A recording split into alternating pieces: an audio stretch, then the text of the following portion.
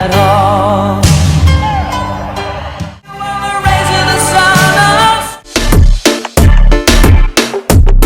He won 2 Olympic gold medals. He broke world records. He made entire arenas cry. And then, in a single interview, he said something that no one in the history of sports was prepared to hear. Pause. Let that land for a second. Because what Yuzuru Hanyu said in 2025 didn't just shock figure skating fans. It shook every person who had ever watched him perform, every athlete who had ever dreamed of standing on that podium, and it quietly rewrote everything we thought we understood about greatness, sacrifice, and what it truly costs to be the best in the world. Most athletes spend their lives chasing the Olympics. They talk about it in interviews from the time they're 8 years old. They plaster it on their Instagram bios. They cry on the podium like they've touched God. But Hanyu, in 2025, sitting calmly in front of a camera, he looked into the lens and said something that stopped the world. The Olympics were never fun to him. Not once. Not ever. Now, before you dismiss that as false modesty or lost in translation phrasing, understand something. This man trained through asthma since childhood. He skated through a torn ankle ligament at the 2017 NHK Trophy, a fall so severe that doctors weren't sure he'd recover in time for the 2018 Olympics. He woke up at ungodly hours in Toronto, Canada, far from home, far from his family, drilling jumps alone in a cold arena while the rest of the world was asleep. He gave everything, and when he finally stood on that Olympic stage, he felt none of the joy we projected onto him. So what did he feel? That's the question this video is here to answer. And the answer is far more interesting and far more disturbing than you might expect. Here's what most people don't know about Yuzuru Hanyu. From the moment he stepped onto competitive ice as a teenager, he wasn't skating for love. He was skating for survival.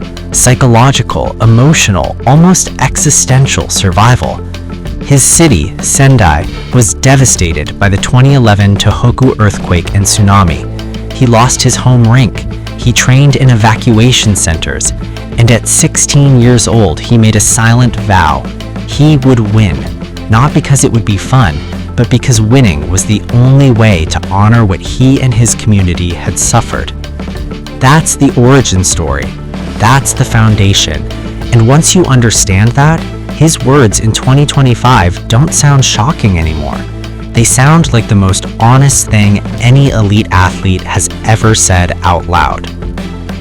But here's where it gets psychologically fascinating. Hanyu didn't just dislike the Olympics.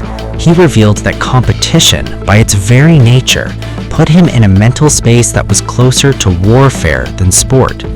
He described a cold, calculated mindset where emotion was the enemy and every rival on the ice was a variable to be neutralized. When he performed, he wasn't expressing himself. He was executing a strategy. Every jump, every step sequence, every glance towards the judges was part of a battle plan that he had spent years engineering. Think about that. The man audiences around the world called the most expressive figure skater in history, the man who made people weep with his Seimi program at the 2016 Grand Prix final, who performed Chopin as if the music was bleeding from him, was, by his own admission, wearing a mask. The tears people shed watching him weren't being reciprocated. He was somewhere else entirely. Somewhere cold, sharp, and ruthlessly focused on one thing only: the score. Now here's the part that really gets under your skin. The moment he turned professional, the moment he stepped away from competition in 2022, everything changed. The performances he gives now in his sold-out ice story shows like Replay and Echoes of Life are described by fans as something completely different. More alive, more free, more him. And Hanyu himself has confirmed it. For the first time in his career, he skates and actually feels something. For the first time, the ice isn't a battlefield. It's a conversation. So what does this tell us? It tells us something that the sports industry and the self-help world would rather you never think about too hard. It tells us that elite excellence and personal joy are not the same thing, and not the systems we build to create champions may actually hollow out the very human beings inside them. Hanyu didn't fail. He succeeded at the highest level possible, and that success came with a price that no medal can repay. There's a word in Japanese psychology, gamen, which roughly translates to enduring pain without complaint, suppressing emotion in the name of social harmony and duty. Hanyu, whether consciously or not, embodied gamen at its most extreme. He was the athlete the world wanted to see. He performed the joy and passion that audiences needed to witness, and underneath it all, he was somewhere else. Calculated, isolated, and relentlessly driven by a need to win that had nothing to do with fun. And yet, and this is what makes this story so remarkable, he doesn't speak about it with bitterness. There's no resentment in his voice. He's not warning people away from the pursuit of greatness. He's simply telling the truth, perhaps for the first time, about what it actually took.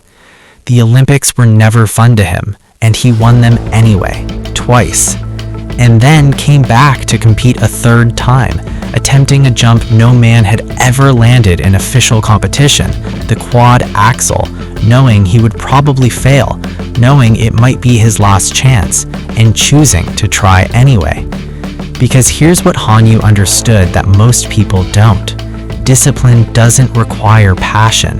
Greatness doesn't require joy. What it requires is something quieter, darker, and far more sustainable. A sense of purpose so deep it doesn't need to feel good to keep going. That's the confession. That's the real story behind the gold medals, the world records, the sold-out arenas, and the stuffed bears raining down on the ice. The man you thought you knew was more complex, more layered, and more human than any of the narratives we built around him. And if that makes you feel something, a little unsettled, a little awed, maybe a little seen, then maybe Yuzuru Hanyu has finally, in his retirement, giving you what he could never give from the ice during competition, the truth. If this story hit different, subscribe, because this channel goes deeper than the highlight reel. Drop a comment. Do you think true greatness and happiness can coexist? Let's actually talk about it.